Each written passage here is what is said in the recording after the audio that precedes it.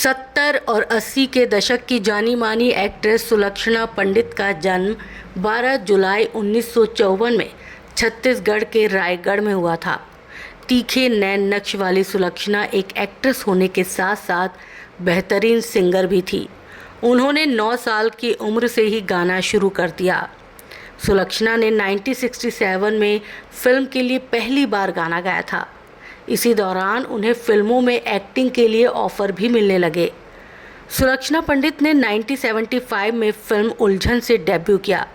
Film में उनके opposite actor Sanjeev Kapoor थे। गंभीर स्वभाव के संजीव को देखते ही सुलक्षणा को उन पर प्यार आ गया। उस वक्त संजीव कपूर का दिल तो हेमा मालिनी पर आया हुआ था। इसके बावजूद सुलक्षणा संजीव कपूर को चाहने लगी।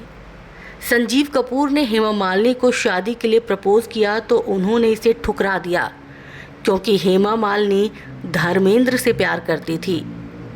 हेमा के मना करने के बाद संजीव कुमार का दिल टूट चुका था। उनकी और सुलक्षणा की तब तक काफ़ी अच्छी दोस्ती हो चुकी थी।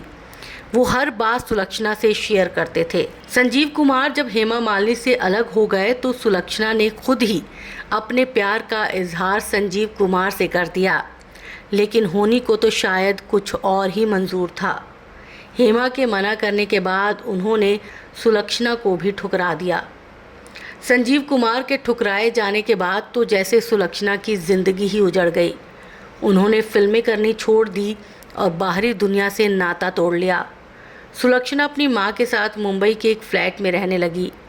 माँ के साथ रहते हुए भी उनकी हालत में कोई सुधार नहीं हुआ और वो डिप्रेशन में चली गई। 1985 में जब संजीव कुमार की असमय मौत हुई तो सुलक्षणा सदमे में चली गई। कहते हैं सुलक्षणा अपना मानसिक संतुलन खो बैठी थी और वो किसी को पहचानती भी नहीं थी।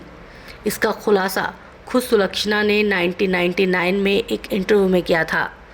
सुलक्षणा ने कहा था कि संजीव के चले जाने के बाद मैं डिप्रेशन में चली गई। मैंने लगभग खुद को ख़त्म कर लिया था, लेकिन भगवान की मर्जी थी कि मैं बच गई और आज भी मैं अपनी ज़िंदगी जी रही हूँ। हालांकि मैं अभी भी उस सदमे से उभरी नहीं हूँ। मैंने अपने कमरे का दरवाज़ा बंद कर लिया है और पूरे दिन मैं सिर्फ अच्छी फिल्में देखती हूँ, गाने सुनती हूँ ताकि मैं ज़िंदगी और इस दुनिया का सामना कर पाऊँ। पेरेंट्स के गुजरने के बाद सुलक्षणा पंडित अपनी बहन विजेता पंडित के साथ रहने लगी।